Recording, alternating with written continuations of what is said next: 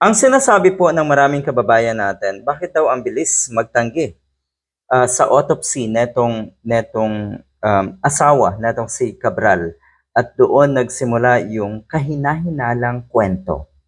Maraming kwento pero lahat halos ay kahina-hinala. Kaya lalong nakakapagduda dahil iba-iba ang istorya.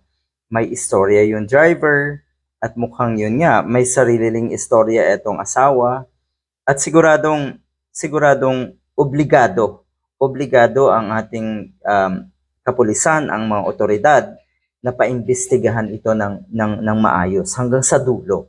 Maraming netizens ang nagpapahayag ng pagdududa. Ang bilis daw nga kasing magpasya na etong nangyaring ito, ayon sa asawa na itong si Cabral, ay suicide. Suicide. So sa mga ganitong kaso daw, ang pagtanggi sa autopsy ay madalas maging mitsa ng espekulasyon. Bagaman maaari ring idahilan ng pamilya ang pagnanais ng privacy o mabilis na paglilibing. Pero ang tanong kasi dito, public official eh. So talagang hindi ka makakaiwas sa pwedeng sabihin, pwedeng kritisismo ng publiko at pwedeng opinion ng publiko dahil nga public official ang nasasangkot. Ang biktima ay isang public official. Yan ang katotohanan.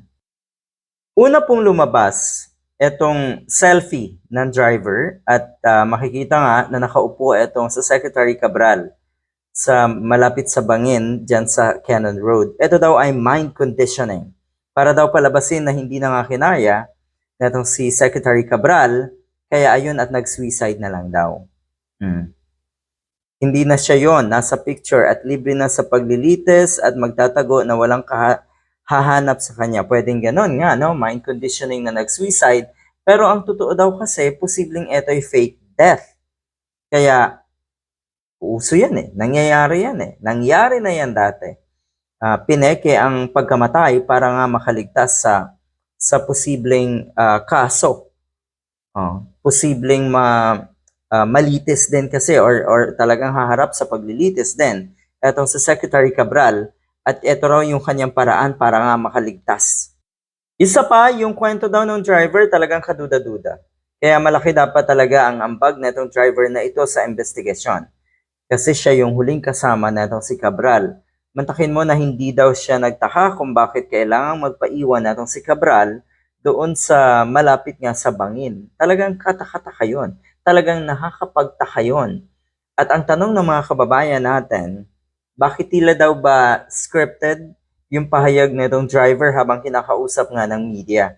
Ano daw ba ang totoo? May kinalaman ba ang driver sa pangyayaring ito? Nagsisinungaling ba ang driver? Meron bang kakontsaba yung driver? Kasi ang sinasabi, paanong nagpaiwan mag-isa? Ang ibig bang sabihin noon ay merong katatagpuin, merong kikitain etong si Cabral doon sa lugar na yon? Nako po,